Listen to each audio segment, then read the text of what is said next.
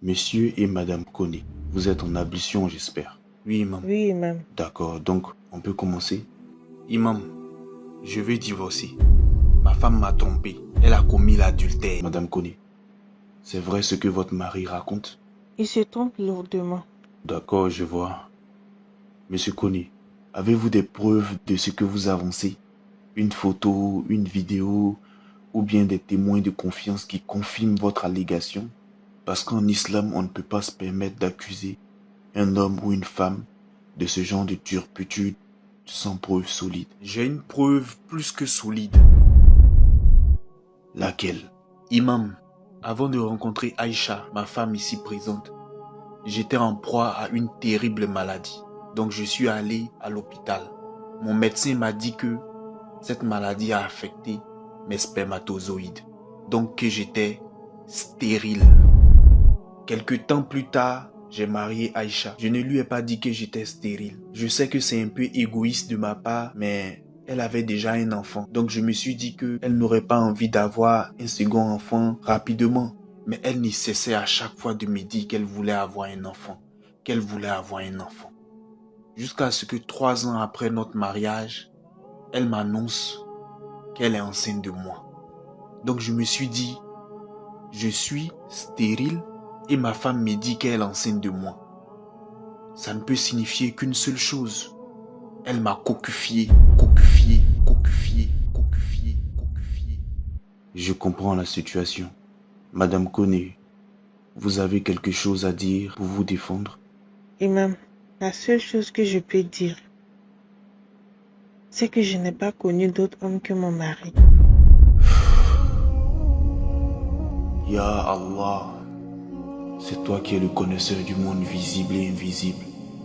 C'est toi le détenteur de la science infinie. Je t'en prie, pardonne-moi mes péchés passés et futurs. Pardonne-moi.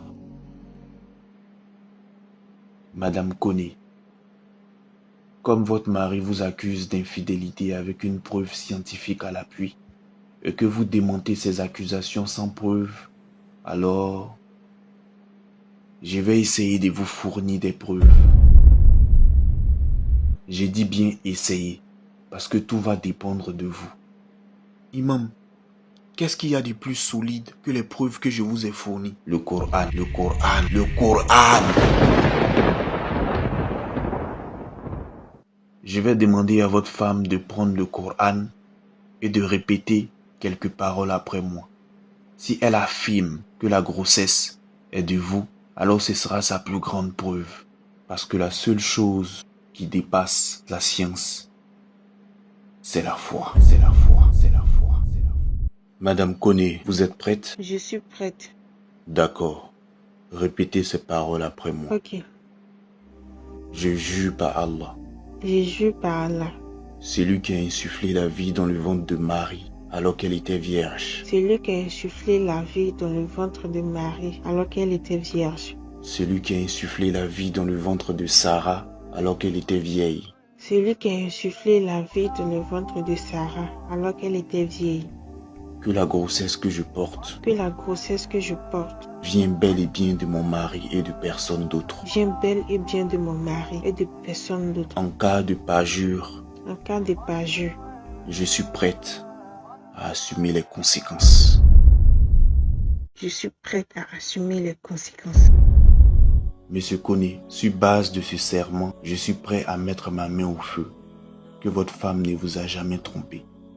C'est vous, l'auteur de sa grossesse. Mais, imam, la science médicale a pourtant confirmé que je ne pouvais pas faire d'enfant. Vous voulez dire que Dieu ne peut pas défier la science médicale? Qui guérit selon vous? La médecine ou Dieu? Si vous me dites la médecine, alors je vous répondrai pourquoi les médecins eux-mêmes demandent aux parents du patient de prier pour lui. Pourquoi les rois, les présidents, les personnalités publiques, les stars meurent dans les hôpitaux alors qu'ils ont tous les moyens pour se soigner. La médecine avait diagnostiqué un cancer à mon père. On lui avait donné 1 an à vivre. Mais il est mort 3 ans plus tard. Et le médecin qui lui avait diagnostiqué ce cancer est mort avant lui. Comment pouvez-vous expliquer ça? Vous êtes un musulman. Et sachez que rien n'est difficile à Allah. Il lui suffit de dire à une chose, soit, et elle est. C'est aussi simple que ça. Néanmoins, quand votre femme aura accouché, revenez me voir avec un test ADN. Ça vous va? Oui, ça me va. Ok. Imam, quand on va faire le test d'ADN, qu'il va s'avérer que l'enfant est le sien, je vais demander le divorce.